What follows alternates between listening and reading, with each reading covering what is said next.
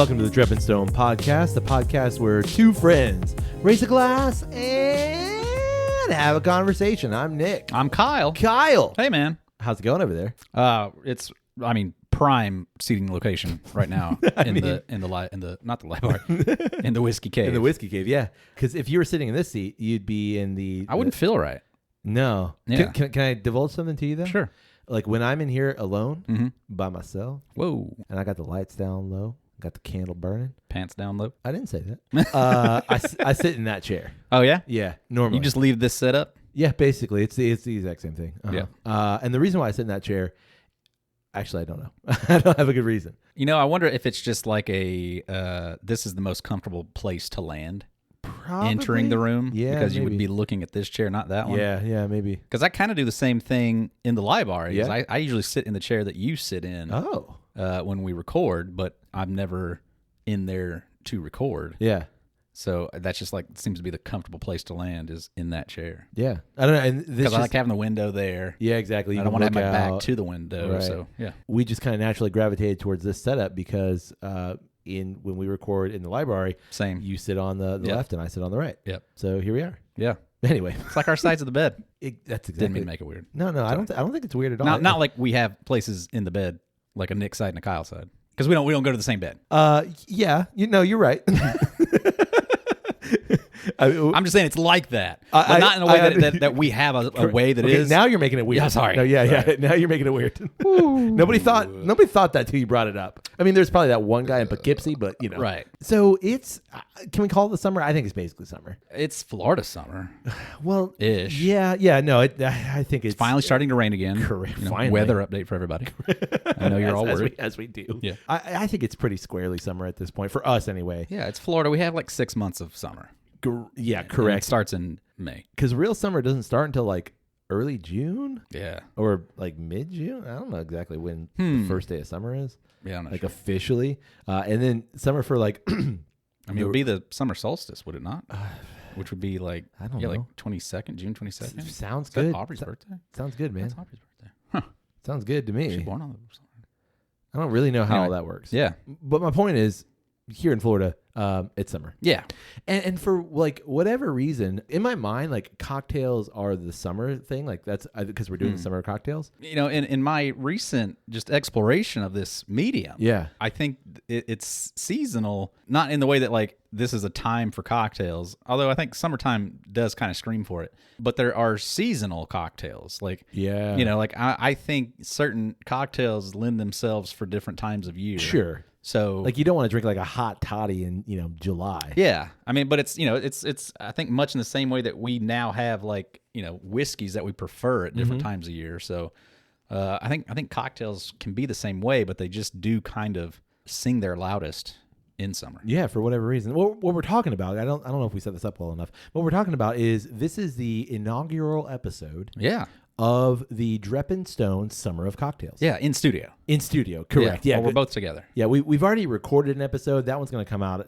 Who knows when? But sometime this summer. Yeah, exactly. You're going to hear it in a couple weeks. Is what we're trying to say. Yeah. Every summer we kind of pick a thing to try or do. Not every episode is that. Yep. But I think because for whatever reason you and I have started to explore more cocktails. Yeah, I think like we kind of briefly hit on it in the Mezcal episode. Yeah. Of like just an interest in other spirits specifically, but what can we do with those spirits that is also interesting and something else that I'm really kind of eager to jump into right now. I think it's one of those for me, almost like a return to a beginning. Yeah. And it's like, I think most people's whiskey or alcohol experience tends to begin with some sort of mixed drink. Yeah. And then you start to, get curious about what are these things? How are these things made?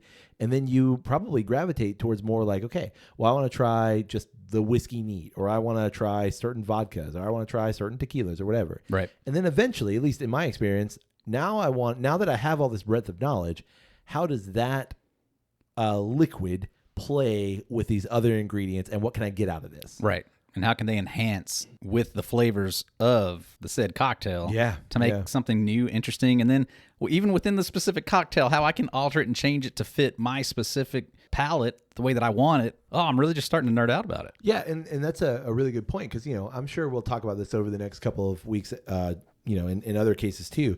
But it's like, think something like cocktail you can get anywhere, like an old fashioned or like a margarita.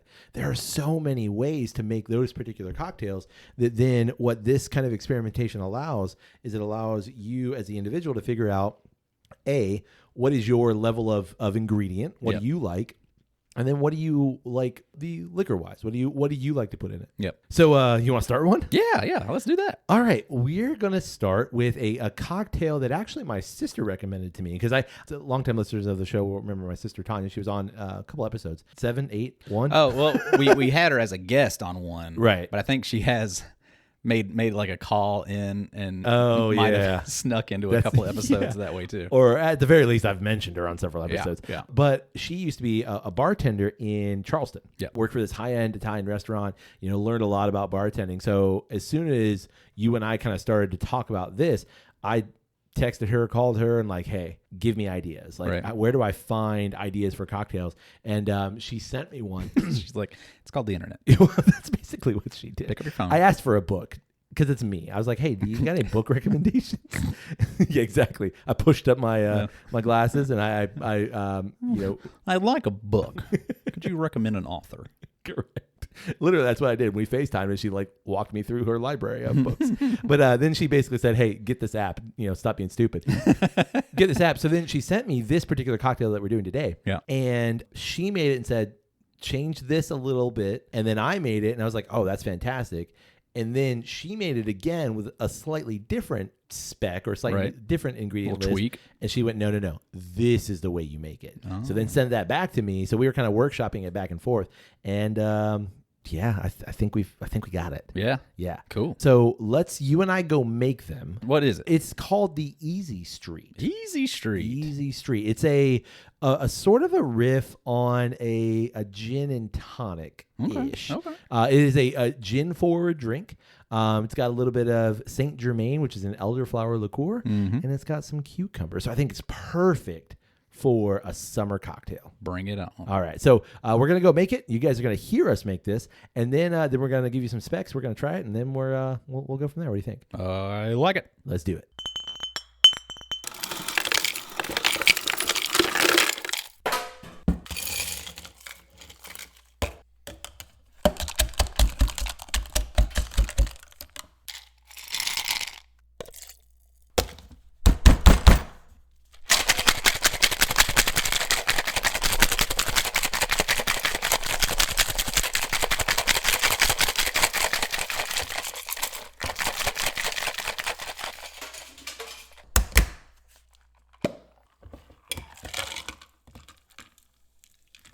All right, we've got cocktails. Yes, we do. So explain this again. Okay. What did you make for us? So this is the Easy Street. It comes from the San Diego bartender, Anthony Schmidt, at the bar, the Noble Experiment. And this was first created in 2010. Wow. Yeah. So here are the specs for this, okay? Okay. It's 1.5 ounces of gin. We used the Botanist, 3/4 of an ounce of lemon, 3/4 of an ounce of elderflower liqueur. Mm-hmm. Saint Germain. Saint Germain, yep. 1/4 of an ounce of simple, 3 slices of cucumber, and club soda. So I changed it just slightly. About to say, I didn't see you put any simple. I didn't put any simple in it because I think the elderflower liqueur is sweet enough. Sure. So I basically just put an ounce of elderflower instead of elderflower and the simple. I don't think the simple really adds anything. Interesting. In my opinion. Makes it a little extra boozy too. Yeah, exactly. So what you do is you muddle the gin, lemon juice, elderflower, liqueur, and the cucumber all together. Muddle it, and then shake that all over ice, and then pour it into your cocktail glass, and then top with just a little bit of club soda just to fill up the glass a little bit, and dilute it just slightly. So add a little sparkle. But overall, it's a bright, fresh, refreshing gin-forward drink, and then you garnish it with a cucumber, and it is beautiful. Refreshing AF. Yeah. All right. Shall we? Yeah. Let's try it. Man, very slurpy. Man, that's fantastic. Right? Yeah. Yeah, it definitely doesn't need the simple. No. Elderflower gives it just enough of a sweet touch. Yep. And the Botanist is a rather sweet gin. I've tried this with a bunch of different gins, and man, I am a gray whale guy right now because that gin is fantastic. Yeah. That's a staple now. It makes great cocktails. But I like the Botanist because it is a little more sweet. And it's a little more neutral. Yeah. You know what I mean? It's lighter on its herbal notes. To me, the Botanist is very forward in the sweetness. Yeah. Like it's that I always say like ribbons of sugar. Yeah. That is the main feature of the Botanist. Yeah, and I feel like for the Botanist being more of that like kind of London dry style as well, even though it is sweet or on the sweeter note, like the herbal notes are a little more even keel. Right. Whereas something like Grey Whale, it has a lot more almond and mint in it, and it feels a little more it's herbal. much more herbal forward, Exactly, I feel like. exactly. Man, what I really love is that the cucumber is the star here. Yeah. And it rides the gin wave, and then you get the nice elderflower. But to me, it's not like. Did you try the Saint Germain straight? I did not. It's sweet and floral. Yeah, it's just like a nice like bottom note that I really love. Yeah, delightful. Yeah, good call. Thank you. Like very refreshing. Can you imagine sitting by a pool and sipping on that? Yeah, on a boat. Ooh, hell yeah. Yeah, I love just the touch of sparkle. Yeah. That the club soda adds. I love that you muddled the cucumber because you get little bits. Exactly. That kind of, get in there and ruminate in your mouth. Yeah. Yeah, I kind of like that. Yeah. So like I said, when we introduced it, Tanya and I, we tried it without the cucumber, and it's fantastic without the cucumber. But the cucumber elevates it so much. Yeah, I think the cucumber would make it much more of a refreshing. That's exactly what it does. Thing. Yeah, without the cucumber, it's again brighter. It's still fantastic, but it's a little heavier. Yeah, the cucumber lightens it up. Yeah, it presents that like just nice even pop of this is refreshing for sure. I could have 6 of these and be on my ass. Yeah, because that Saint Germain ain't kidding. Oh no, it's 80 proof. Yeah, it's pretty nice. It's a kicker. All right, summer of cocktails. Yeah, what was the easy street? Was that, as you're saying, without cucumber? Yeah. So like no, like Easy Street, like that recipe. Yeah. Is with the cucumber. Oh, okay. Yeah. Okay, because I was gonna say like. At what point in time is your alteration of the That's a really good question. The recipe change it and it's no longer what it is? And then you've also got like these bigger umbrella of like the margarita. Right. But there's 700 varieties of a margarita. For sure. So I think when you think about it in that way, I think you could place this within like a gin and tonic umbrella. Right. So like this is a version of a gin and tonic. Obviously it doesn't have tonic in it, but it's a version of a gin and tonic. When you think of like a martini is a umbrella drink. It can be made 100,000 different ways. Right. But with different liquors. Exactly. It's still a martini. Yeah. So I think though, like when you have like this Anthony Schmidt Easy Street, I almost think like that thing, the specs that are on that is what that drink is. Right. If you change the specs like we did, is it still the Easy Street? Right. I don't know. Yeah. But it's also like it's that weird thing of like, well, if I substitute out for that. Yeah, if I don't, let's say a recipe calls for like chili powder, and I don't have chili powder, so I just don't put it in. Does that make it not the recipe that I'm making? Right. I don't think so.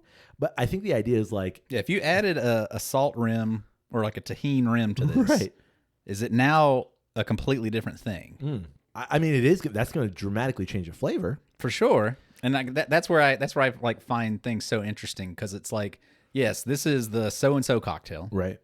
When you actually look at the specs of it, it's basically just that, and you've now added in this element. Sure. Having very little experience in bartending and things like that, like it's one of those things that I'm now being introduced to it, and now I'm curious. Like, at what point in time does the alteration have effectively changed the thing, and now it's something different? Right. Well, okay. So, for example, if you took this exact drink, subbed out the gin for a tequila, now you have a cucumber margarita. Right. To me, that is dramatically altering the drink. Right. So I think like that's where it changes. A martini can be with vodka gin or vodka or gin. Sure. Exactly. Or, you can have as we've discussed in our past episode, you can have a margarita with a mezcal or specifically a tequila. Yeah. Mezcal old fashioned. Right. Exactly. It's still an old fashioned, but now you've made it with mezcal. Right. So I think in this case, it's like, does that change dramatically alter the drink. So now, like, if I called this specific, like, I have named this the Kyle Martini, Right. and Then it should be your specs. correct, like To a T. a Kyle Martini is this specific gin in this, you basically just wave the vermouth over the glass. Right. And even then, if it is like you altered the gin, it's a different gin. Right. Then it's really no longer. This is a Kyle's variation on. Correct. Yeah.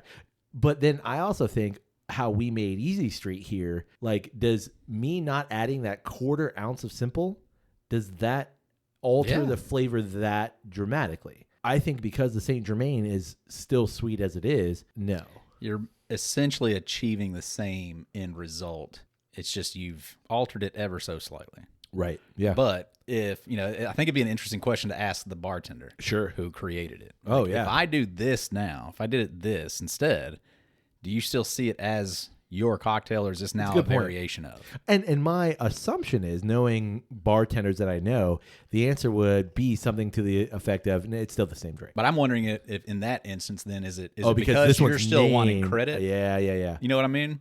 Or is it like now that it's been adjusted in this way, like at what point in time does it evolve? Sure. And Well, is it something is a new? reproduction of the Mona Lisa? Exactly. Yeah.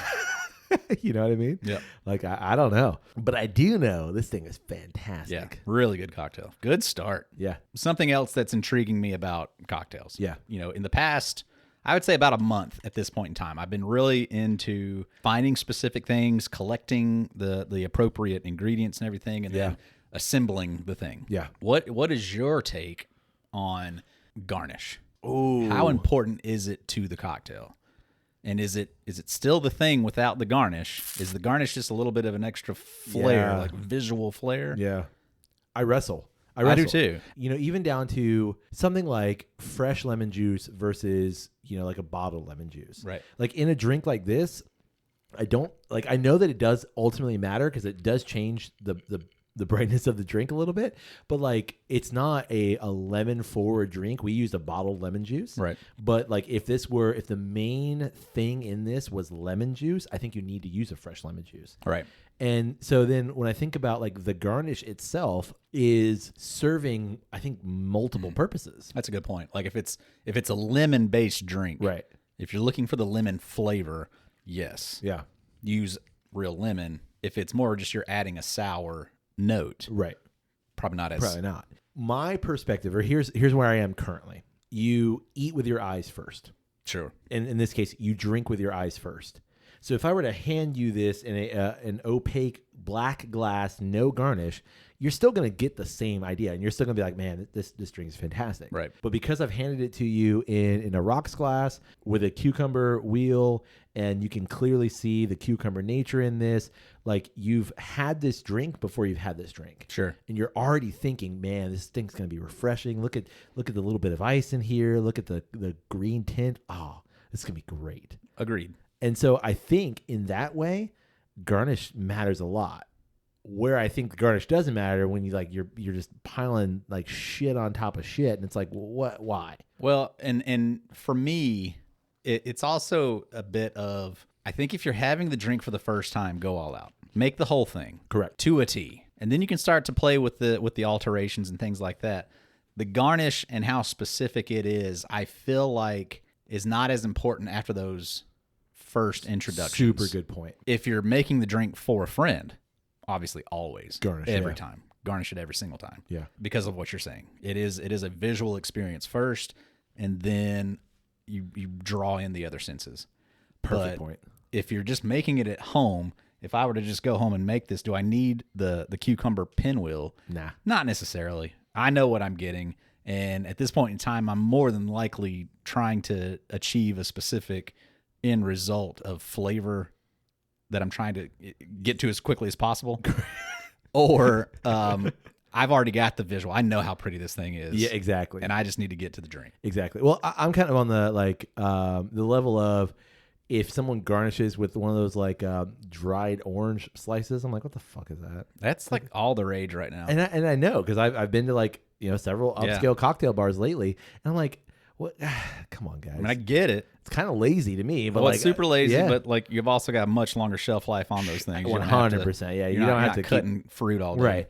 But Yeah, like with my old fashioned now, when I make an old fashioned, man, I don't need the orange slice and all the. I don't need it. I want those flavors in the drink, but I don't necessarily need the garnish to remind me that I'm drinking an old fashioned. Yeah, well, and it's one of those things too of like if I were to have this drink, if I'm already slicing the cucumber anyway, I might go ahead and throw one more slice on that cucumber and go ahead and garnish the drink. I probably would. Yeah, because I'm now thinking like the other night we made old fashions. And you immediately commented on mine with the orange slice. Oh, yeah, yours is fancy. And it was just because I like to have that orange. I like to squeeze that extra orange over the top of my old fashioned. If I'm already going to be cutting the fruit anyway, I'll go ahead and throw an extra slice on it just to garnish it, to add a little bit of extra visual. For sure. And especially like when you think of enjoyment. A fresh orange or a lemon or a lime, like those things aren't going to stay good for. Yeah, you got to use it anyway. Yeah, you got to use it within like 24 hours, basically. Yeah. So at that point, why not? Yeah. But do I need it? I don't think so. It's a lot like the fresh lemon versus lemon out of a bottle of how essential is the garnish. Like when I make an old fashioned now, I've done spoiled myself. I bought some expensive Luxardo. I want it in there every time. Oh yeah. Because I like a little bit of about a half a teaspoon of the syrup. It makes it. Yeah, that great value maraschino ain't nothing. It ain't gonna cut it. Nah, I need that $20 cherry. Yeah, that dollar cherry. Yeah, exactly. $25 for the jar, and there's about 25 of them in there. Exactly, because you know how good that cherry is. Yeah, it's super fucking good. But I also think it's that idea of nothing against these kind of restaurants, but when you're eating good in the neighborhood, kind of thing, right? You expect some syrupy, gloopy kind of mess. Yeah. When you go to an upscaled cocktail bar, you expect a little more flourish. Yeah. And you pretty much get a spot-on great product there. Oh, yeah. I mean, like, one of the silliest ones that I can think of recently is I really enjoy a Revolver. Yeah. And the garnish on that is you take an orange peel with a lighter or a flame of some sort and burn a little orange zest over it. And it's like, that's a nice little firework. I get it. Yeah. I get the point of it. Visually and presentation wise, it does nothing to the drink though. So for me personally, if I'm making it at home, I skip that. Or it's like I really might take the orange peel still. Oh, and like sure, twist express and it, express, yeah. but I don't need to the light little, that shit. Yeah, I don't need or the like little firecracker on it. Longtime listeners will know that I love me a tiki drink. Yeah, and like those things are dangerous. Yeah, we're probably gonna do some tiki drinks at some point. Oh yeah, I got a lot of rum. Oh yeah, I bought some rum in Jamaica. I love a good tiki drink. Yeah. And there's a tiki drink, I can't remember what it is. I know that there's actually a couple. And you basically take some cinnamon and you pour cinnamon from like maybe let's say 12 inches above the glass with a flame at the bottom. Sure. And it just like, because cinnamon is just, gunpowder. Yeah, exactly. And it's like, what is that doing for the drink? Right. Like you might get some cinnamon dusting. I kind of get that. But that's just all presentation. And it's cool. And I like it. There's a place for that. I love it.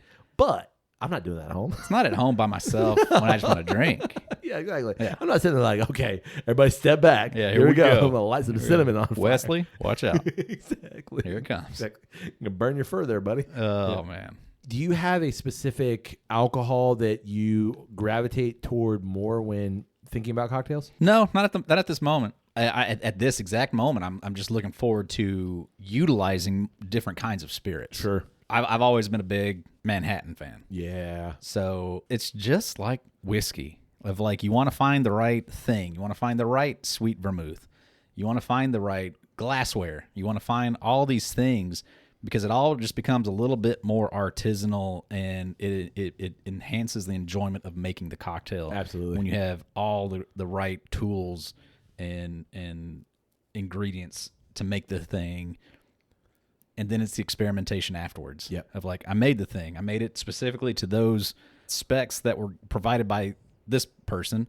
So that was good. But you know what? With my knowledge of things, let me try this. Or you know what? I do like that sweet vermouth, but I kind of want to try that one now. Yeah. And see what that one tastes like. So it's the exact same way of like how our investigation in whiskey and beer and things like that, it just now has a different, it's like from a different book. Yeah. But it's still the same experimentation and it's just a little bit of a different journey. Well, and I think that makes sense when you think about the whiskey journey, the alcohol journey as a whole. It's figuring out what do I like, why do I like that thing, and then experimenting from there, and then branching out from there. You know, if I pigeonhole myself into like, nope, I'm a margarita guy, Right. like, fine, like you're gonna have a great experience, but like if all of your margarita experience is, you know, just the sweet and sour mix shaken out of a thing, or even if it is just all fresh stuff, but it's just the same tequila, exactly, lime, a little bit of salt, yeah. Like if it's just that simple, again, there's Play nothing around wrong with it. with that, but like you're not getting a true experience. Like Right. you're not branching out and like experimenting. Like what happens if I add a añejo versus a blanco? Yeah. Like how does that change my margarita? Would I rather have something that's got some age on it, or would I rather something, you know, does that's agave syrup really change it over simple syrup? exactly What is Contro versus triple sec exactly versus Grand Marnier? exactly Like what does that do? Yeah. And which do I prefer? Right. Yeah, that experimentation, man, I love that. Yeah. So good. Yeah. Ton of fun. Man. I can't wait for the rest of this summer as we get into it and see what we can experiment with. Yeah. I'm assuming like just the different things that we try and we're like, that's great. You know, saving that one for an episode. Absolutely. Oh yeah. All the different things we'll try over the next few months. Yeah. That's going to be a lot of fun. Yeah. So I think we can officially call 2024 the summer of the cocktail. Yep. We're going, not every episode is going to be cocktail related, but we're going to do some experimentation. And honestly, Kyle, I think we should invite everyone to do some experimentation along with us. Yeah. I mean, we love recommendations. Definitely love recommendations. And if you have like a specific cocktail mix of things, you haven't named it yet, it's just, you know, the Chuck or whatever, let us know. Like, honestly, if you're just like pouring bottles together and just hoping for the best, probably not. Yeah. Like, I know. Go ahead and share it with us. We might make a mention of it. it's called Chuck's Juice. Why is there a sock floating in it? Don't you worry, that's flavor. It's got Chuck on it. Up, Chuck. About to have some Chuck on it. But I seriously, I want to know people's versions of cocktails that they find that they've really enjoyed, and what, you know, how can you experiment along with us? Yeah, for sure. I also invite everyone to like make yourself an easy street, make yourself, you know, whatever cocktails we do in the future, and tell us where we got it wrong. Yeah, how would you make it better? But this one's spot on. Spot on. That's really good. On this easy street. Yeah. Perfect place and time for it. Ooh, that's tough. I think It's definitely a daytime cocktail. I think it's a daytime. I don't think it's cocktail. a nighttime cocktail. No, I think it's a daytime cocktail. I think it's a cocktail that you have post lunch. Like let's say you're just, you know, enjoying the day. See, I could argue brunch, Give me a second. I'm getting there. but that's before lunch. I'm getting there. Okay. You have post lunch. You've had your lunch, Yeah. and you want just something easy to sip on in the afternoon. Yep. Or this is a brunch cocktail, and you're just easing yourself into the day. Yeah, I mean, I think this is in the, you know, realm of the mimosa, the Bellini, the brunch, late breakfast. Yeah. You know, like I think I'm not a huge Bloody Mary fan, but I kind of feel like this kicks a Bloody Mary's ass. Oh yeah. Yeah. You know, well, it's depending not, on the breakfast, I guess, that you're having or the brunch that you're having, but it's so damn refreshing. It's definitely daytime and it's definitely outside. Yeah, and it's what I like about it is it's not boozy. It is like when I say gin forward, like obviously the alcohol in it is gin, but it's not boozy. You know what I mean? Like it's not something like, oh, sit down, it's gonna be a minute. Right. Well, you got anything else? No, I don't think so. No. I got a sip or two left. Good thing is we have some more ingredients if you want to make another one.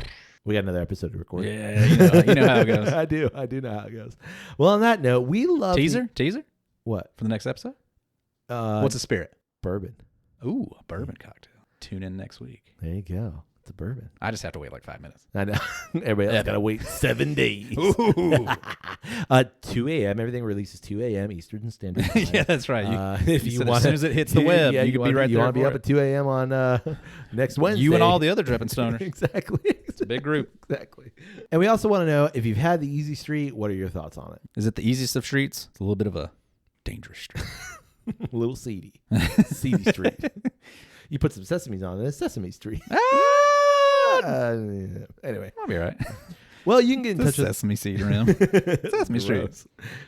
Well, you can get in touch with us through email. It's drepandstone@gmail.com. You can also get in touch with us through social media. Yep, it's always one word, Drep and Stone, DREP and Stone. Come find us, like some of our media, share some of our media, and we'd really appreciate it if you would do so. Yeah, and we'll probably get back with you. Yeah, Not maybe. probably. We will. If you message us specifically. Yeah, no, we'll definitely get back with you. Yeah. Share a thing, like a thing. Yeah, we'll like your things. Hearts and stars and all that good stuff. Woo. And we'd love it if you support the podcast. You can do so through our Patreon page. It's patreon.com/drepandstone. Helps keep the lights on, the recorder machine working. You can also support Drep and Stone by checking out Flaviar. That's flaviar.com. And you can use the promo code DSP10, DSP10. Save yourself a little bit of money on all those bottles and subscriptions. Absolutely. You can also support Drep and Stone by rating us wherever it is you find great podcasts like this one. And finally, Kyle. Yeah. You can support Drep and Stone by telling someone about the podcast. Yeah, just let somebody know. Yeah, it's pretty easy. Yeah, real easy. Real easy. Street. Hey, buddy. Hey, buddy. May your glass overflow. And your ass never show. Clank. Well, it's rock glass. Yeah. Cheers, buddy. Cheers.